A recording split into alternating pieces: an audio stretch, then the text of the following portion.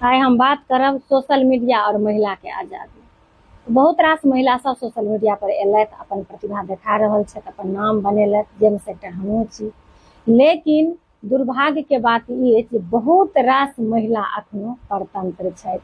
देश अपन स्वतंत्र भेल अछि, महिला सब परतंत्रे छथि।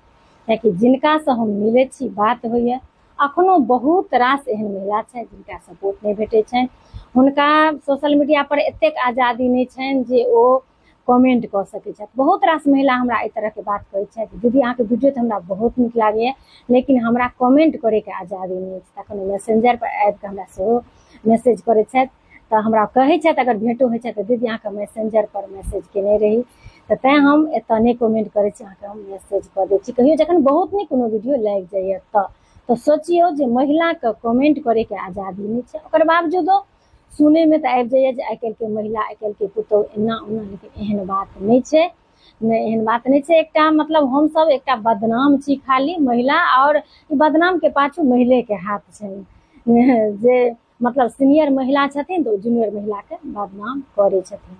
तऽ सही बात छै जे एखनो बहुत रास महिला कोन फोटो पोस्ट करथिन ओ पति से पूछ के करथिन। बहुत एहन महिला के जे फोटो पोस्ट केला के बाद हुनका पोस्ट डिलीट करऽ पड़ै छनि कि जे ई फोटो अहाँ नहीं पोस्ट करू, अहाँ नहीं कऽ सकै छी। तरह के अहाँके फोटो के केओ दुरुपयोग कऽ लेत, हुनका के समझेतनि। अगर दुरुपयोग करे पर उतरते तऽ बहुत तरीका छै दुरुपयोग करे के।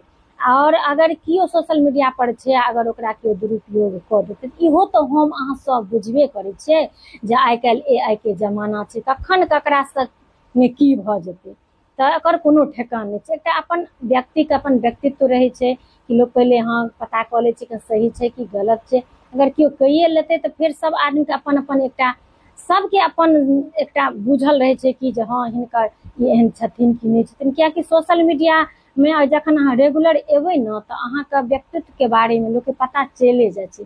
चालि प्रकृति बेमाया ई तीनू संगे जाए, ओ अहाँ छुपा कऽ नहीं राखि सकै छी। किनको अहाँ निरंतर अगर सोशल मीडिया पर सिर्फ फोटो देखबै तऽ हुनका बारे में अहाँ बहुत किछु जानि सकै छियै।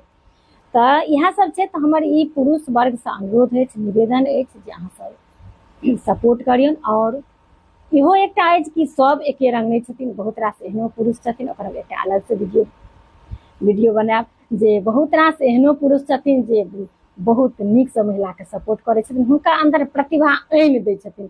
प्रतिभा नहियो रहै छै तैयो सपोर्ट कऽ कऽ हुनका बना दै छथिन।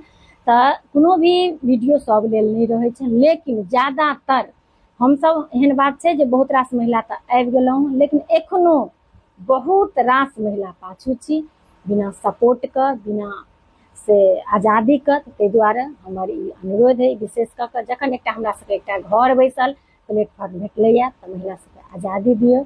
और ई आजादी के से कोनो नहीं लड़ाई भऽ सकै छै, और ई लड़ाई में नहीं जितला से कोनो पराकाष्ठा भऽ सकै छै। ताहि दुआरे लोक ई लड़ाई से नहीं लड़ै छथिन, लड़बाको नहीं चाही। जे ई लड़ाई लड़े के की हेतै, जखन अपने से जखन लड़ाई लड़ऽ पड़तै तऽ एहन लड़ाई लड़े के की हेतै। तऽ सामने वाला के जब तक ओ भाव नहीं एतै और हुनकर प्रेम से मन नहीं जीतथिन तब तक वो किछु नहीं कऽ सकै छथिन।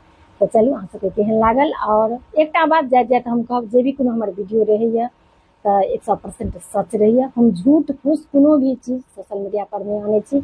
हमरा जतेक गोटा से हम मिलै छी, हमरा जखन बहुत गोटा एक रंग के बात कहै छै तखन ओ बात हम रखै छी।